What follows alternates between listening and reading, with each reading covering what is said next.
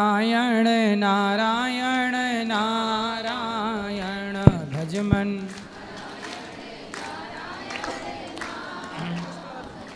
बोलिए गौरी गोपाल भगवान की।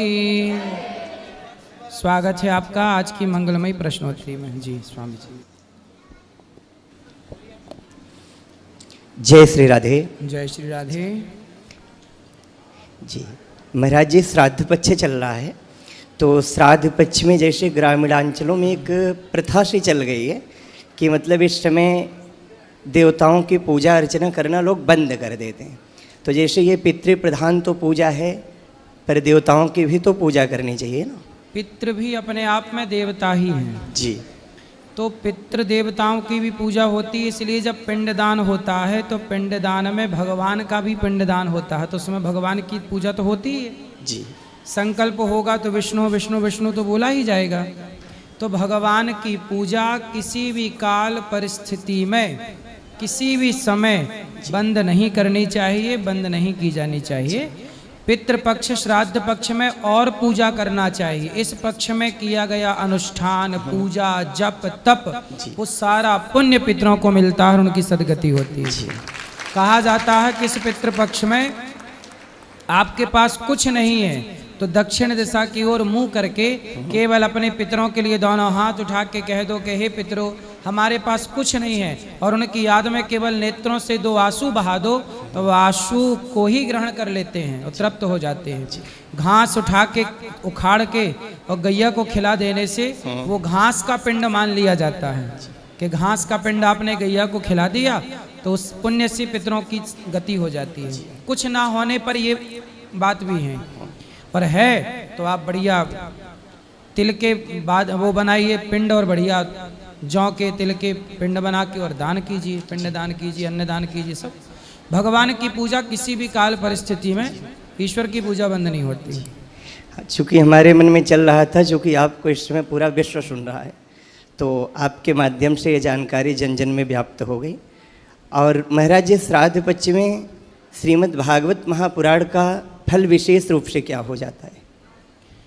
कहते हैं गया श्राद्ध सते नापि मुक्तिर में न भविष्यति। सते नापिर मुक्तिर में न भविष्यति।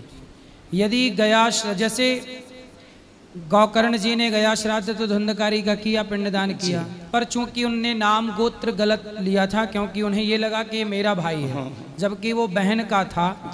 धुंधकारी जो था वो उनकी अपनी माँ का जो धुंधली की बहन का बेटा था, तो गौकर्ण जी के मौसी का लड़का हुआ। चूंकि वो नाम गोत्र गलत बोल रहे थे, उन्हें यही था कि हमारे नाम गोत्र का है। क्यों गुरुजी, बात सही है जी। इसलिए उनको उसका फल नहीं मिला। फिर भी गया श्राद्ध करने के बाद भी किसी की सदगति में कोई बाधा हो तो भागवत सुनने के बाद उसकी सदगति निश्चित है। क्योंकि भागवत कितना भी बड़ा पापी कोई ना, भागवत जी में लिखा, ये मानवः पाप कृतस्तु सर्वदा सदा दुराचारणता विमार्ग गाहा क्रोधाग्नि दग्धः कुटिलाश्च कामिनः सप्ताह यज्ञेन कलौ पुनन्तिते। कितना भी बड़ा पापी हो उत्तर ही जाएगा भागवत के अनुष्ठान से। जी सादर जय श्री राम जी। गुरु जी के चरणों में सादर नमन जी। गौरी गोपाल भगवान की जय जी। हम लोग छत्तीसगढ़ से हैं। मेरे सामने में 2 जो बैठे हैं, राजा राम कौशिक और रामेश्वरी कौशिक, इनके कोई संतान नहीं हैं। अच्छा। और अभी तक के 9 भागवत ये लोग सुन चुके हैं जी। अभी 31 अगस्त से 6 सितंबर तक हरिद्वार में कथा सुन के आपके शरण में आए हैं। इनका एक ही निवेदन है कि हमारे आगामी जो जीवन है वृंदावन में हम लोग वास करेंगे और आपकी छत्र छाया में कोई सेवा करेंगे। बिल्कुल, हमारे लायक जो सेवा हो आप बताइए। ये बोलेंगे। बोलिए बोलिए, बात करनी है तो कर लीजिए।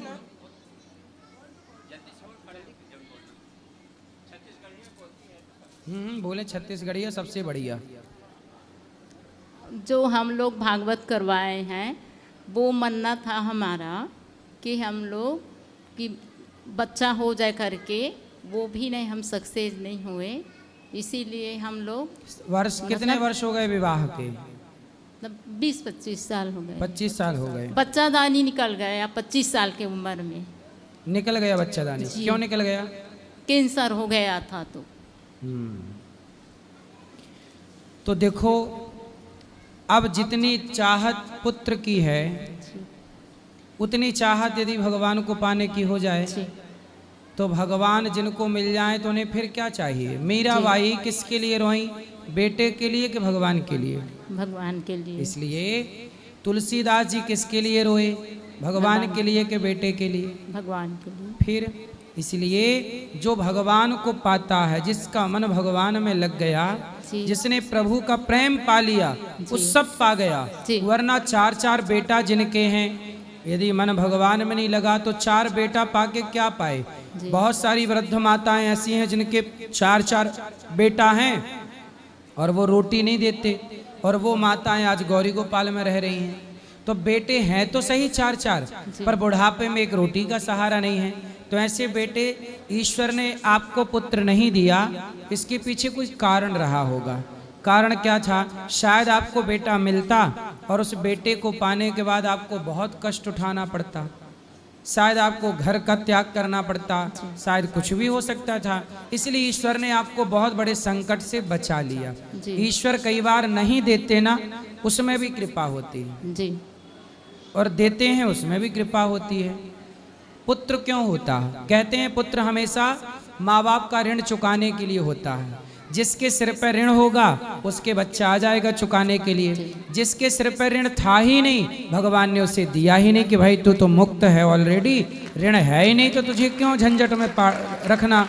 तो आपके सिर पर कोई ऋण नहीं है, इसलिए ईश्वर ने आपको दिया ही नहीं। इसलिए ना देकर आप बताओ कि ईश्वर ने आपको पुत्र ना देकर कृपा की, अच्छा किया कि आपके साथ बुरा हुआ? भगवान को पा लिए अच्छा हुआ। इसलिए अब मन को पूर्ण रूप से, मीराबाई ने भगवान को पा लिया तो आज तक याद है, दुनिया को मीरा का नाम याद है। और जिनने बेटे पाए 4-4, 6-6, उन्हें कौन जान रहा? आपके पड़ोस में किसी के 4 बेटे हैं, किसी के 10 बेटे हैं, कौन जान रहा उन्हें? बगल की गली वाला नहीं जानता। लेकिन जो भगवान को पा लेता है उसे दुनिया जान जाती है। और यही जीवन की सार्थकता है। आपके घर में, आपके आसपास किसानी होती है? किसानी, हाँ। खेती होती है? हाँ। लोग खेत में गेहूं बोते हैं, धान बोते हैं। छत्तीसगढ़ में तो धान बहुत होती है। तो धान जब बोते हैं, गेहूं भी होती होगी, गेहूं होती है आपके क्षेत्र में? गेहूं जब बोते हैं ना, तो किसान गेहूं तो बोता है, तो उसे गेहूं तो मिलती ही मिलती है, पर भूसा फ्री में मिल जाता है। मिलता है कि नहीं? जी। भूसा पाने के लिए कोई किसान गेहूं नहीं बोता, गेहूं बोता है गेहूं पाने के लिए, पर भूसा फ्री में मिलता है। उसी तरह ये जीवन मिला है भगवान को पाने के लिए। ये बेटा बेटी मान सम्मान तो भूसे की तरह है, मिल जाए तो ठीक है, नहीं मिले तो कोई बात नहीं।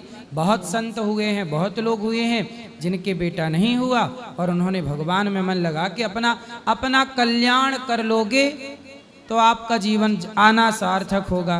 आपन कल्याण नहीं कर पाओ तो फिर 4 बच्चे पालो आप, वो कल्याण हुआ नहीं तो 4 बच्चे पाके भी क्या करोगे? दुर्लभो मानुषो देहो देहि नाम क्षण भंगुरा। बड़े भाग्य मानुष तन पावा, शरीर बड़े भाग्य से मिला है। अब पूर्ण रूप से वासना हटा दीजिए, पुत्र की कामना हटा दीजिए। किसकी कामना रखेंगे? भगवान। केवल एक भगवान की सिवा हमें हमको और कछु ना चाहिए, बस राधा कृष्ण मिलई दे। एक भगवान। नरसिंह जी की बेटी ने नरसिंह जी से कहा कि तेरा सांवरा तो झूठा है, देखो मायरा भरने नहीं आया। तो नरसिंह जी बोले जो सांवल सा नहीं आसी, तो नरसिंह लो गुण गासी। एस बाई, नानी बाई को डांट रहे हैं अपनी बेटी को, सुन बाई, यदि मेरा सांवरा नहीं आया तो कोई बात नहीं, मैं उसकी भक्ति इसलिए थोड़ी करता हूं कि वो मेरी बेटी के मायरा भरने आए। वो आए ना आए फिर भी मैं उसका चिंतन करना नहीं छोड़ूंगा। वो बेटा दे या ना दे फिर भी मैं उसका चिंतन करना नहीं छोड़ू। यही प्रेम है, इसी से कल्याण होगा। ये ना वो हरिद्वार से आए हैं तब से ये यहीं रहने चाहते हैं। रहो, अच्छा है, रहो, सेवा करो। तो कुछ सेवा दे दो इसको। हाँ, तो अभी ऊपर कार्यालय में बात कर लेना। जी। और किसका प्रश्न है? अभी आपको बात करनी है? अभी श्री हरिवंश गुरु जी। अभी आएगा माइक जी। श्री हरिवंश। श्री हरिवंश। गुरु जी, मेरे कुछ प्रश्न हैं, जैसे कि राष्ट्र के ऊपर और अपने अध्यात्म के ऊपर भी। एक तो मेरा खुद के लिए प्रश्न है कि मुझे ये समझ नहीं आ रहा कि मतलब मैं किसे पूजूं, मतलब जो एक होता है ना पर्टिकुलर किसी एक को लेकर चलना, ऐसा नहीं समझ आ रहा मुझे खुद को। आप किसको पूजते हैं अभी? अभी वैसे तो मैं सभी देवी देवताओं को मानता हूँ, पर जैसे हमारी कुल देवी हैं काली माता, और मैं बचपन से वैसे मैं 5-6 साल की उम्र से ही हनुमान चालीसा का पाठ करता था, और भगवान राम में भी मेरी बड़ी आस्था है, बांके बिहारी में भी बड़ी आस्था है। जब भी मैं वहाँ, जैसे मैं राम मंदिर गया या आज बांके बिहारी मंदिर गया, तो वहाँ जाते ही मतलब मुझे इतना, मेरे आँखों में इतना ज़्यादा आंसू, रोना आ जाता है, कुछ कहना नहीं। और आज कुछ समय से, अभी पीछे 2 महीने से लगभग, जब मैंने ना मतलब मैं बहुत ज़्यादा एक डिप्रेशन में कुछ फैमिली कारणों की वजह से जा रहा था, तो मैंने सोचा कि ध्यान लगाने की कोशिश करूं कि उससे थोड़ा नकारात्मक भाव ख़त्म होंगे। तो जब मैंने ध्यान लगाना शुरू किया, ऐसे मैं आंख बंद करके बैठता था, तो जैसे आम तौर पे लोग जब आंख बंद करके बैठते हैं तो उनको अंधेरा छा जाता है आगे, पर मेरे साथ ऐसा नहीं होता। जब मैं आंख बंद करता हूँ ना, तो मैं मतलब जैसे ब्रह्मांड दिखता है मुझे, ऐसे लगता है कि मैं कहाँ क्षीर सागर, भगवान विष्णु दिखते हैं कि माता। आपका ध्यान सही है। हाँ जी। और ऐसा है कि देखो, कंफ्यूज ना होइए। और देवता चित्त न धरई, हनुमत से ही सर्व सुख करई। तो देवताओं को चित्त में रखना नहीं चाहिए, हाँ जी। भगवान को चित्त में रखना चाहिए। देवता अलग होते हैं, भगवान अलग होते हैं। देवता कितने हैं? 33 कोटि। हाँ जी। और भगवान कितने हैं? भगवान तो एक ही है। एक है, एको ब्रह्म द्वितीयो नास्ति, ईश्वर हाँ जी। एक है जी। तो उस एक का नाम ही नारायण है जी। वह नारायण, जब प्रहलाद पर संकट आया तो हमारे भगवान श्रीमन नारायण प्रहलाद के लिए नरसिंह बन गए। जी। फिर त्रेता युग आया, रावण का अत्याचार बढ़ा, तो हमारे भगवान नारायण रावण जैसे पापियों को मारने और धर्म की स्थापना करने, मर्यादा की स्थापना करने के लिए हमारे नारायण त्रेता में राम बन गए। फिर द्वापर आया, कंस का पाप बढ़ा, गीता को प्रकट करनी थी, तो भगवान श्रीमन नारायण द्वापर में कृष्ण बन के प्रकट हो गए। कलयुग आया, कलयुग के आखिरी में हमारे नारायण भगवान श्रीमन नारायण कल की अवतार लेके प्रकट होंगे। समुद्र मंथन हुआ, पहाड़ धंसने लगा, तो हमारे भगवान नारायण कछुआ बन के प्रकट हो गए, पहाड़ को धारण कर लिया। भगवान को लगा कि राजा बलि पर कृपा करनी है, तो राजा बलि के लिए वामन भगवान नारायण बन गए। तो भगवान नारायण के अनेक रूप रूपाय विष्णवे प्रभु विष्णवे, भगवान के अनेक नाम, अनेक रूप, अनेक लीलाएं हैं। कंफ्यूज ना होइए, चाहे राम राम कहो, कृष्ण कृष्ण कहो, नरसिंह कहो, सबका मतलब एक ही है। एक है। रही बात हनुमान जी की, तो हनुमान जी ने जब छाती फाड़ी तो कौन बैठा था भीतर? भगवान राम, माता सीता। राम। तो राम कौन है? नारायण। तो शंकर जी कौन है? सॉरी, हनुमान जी कौन है? शंकर जी। शंकर जी भी सदा भगवान श्रीमन नारायण का ध्यान करते रहते। जी जी। तो हरि हरि और न भेदा, और गुरुजी हरि जैसे हर में कोई भेद ना मानो, राम कृष्ण में कोई भेद ना मानो। क्या समझ में आया? पहले बताओ, कंफर्म कराओ, क्या समझे? यही समझ में आया जी कि हरि जो विष्णु नारायण है वो ही सब कुछ है। हाँ, अब कंफ्यूज नहीं होगे? नहीं जी, अब नहीं अब confuse क्या होगा। जपोगे? नारायण नारायण। श्रीमन नारायण। और गुरुजी जैसे कि ना मैं एक दिन ऐसे बोलो ही एक बार श्रीमन नारायण। श्रीमन नारायण। ठीक है। गुरुजी एक दिन मैं जैसे ध्यान में बैठा था ना, तो मुझे मतलब जो आभास हुआ बैठे ऐसे, मतलब जब मैं आंख बंद करता हूँ, जैसे अभी बंद कर लूँ ना, तो तुरंत ही मुझे सब कुछ दिखने लग जाता है। तो ऐसा हुआ कि जैसे मैंने माँ काली का रौद्र रूप देखा, और उनका रौद्र रूप चल रहा था, और इसी में मैं उसको देख के डरने लग गया, मुझे कंपन होने लग गई मेरे शरीर में। ठीक है। और इसी के साथ तुरंत थोड़ी देर में ही उनके रौद्र रूप के आगे चारों तरफ मयूर पंख मुझे नजर आने लगे, और उससे फिर मुझे शीतलता मिली। सही और है। फिर माँ ने मुझे कहा कि मेरा मंदिर बनवाओ, ऐसा उन्होंने कहा। ठीक है, तो आप सामर्थ्यवान बने तो एक मंदिर छोटा सा बनवा के पूजा करिए। मंदिर का मतलब है कि ईंट पत्थर का मंदिर नहीं, अपने मन को ही मंदिर बनाओ। ये भी इशारा है कि मन को मंदिर बनाओ। ईंट पत्थर का मंदिर ही नहीं होता, मन को भी तो हम पवित्र करके मंदिर बना सकते हैं। और गुरुजी एक सवाल मैं राष्ट्र के लिए पूछना चाहता पहले जो समझ में आई, मन क्या है? हूँ। मन मंदिर है। मन मंदिर है। मन नाला भी है। हाँ, अगर गलत जिसका दिशा मन गलत जा रहा है वो मन नाला है, जी जी और जिसका मन भगवान में लगा है उसका मन ही मंदिर है, और उसी मन मंदिर में भगवान प्रकट हो जाते हैं। जी जी। अब आगे एक राष्ट्र के लिए सवाल है मेरा। जैसे कि हम जब भी अपने धार्मिक स्थलों पर जाते हैं, ठीक पिछले साल अभी भगवान की ऐसी कृपा हुई कि पिछले वर्ष मेरी जब से शादी हुई है, मैंने बहुत सारे तीर्थों के मुझे दर्शन लाभ हुए।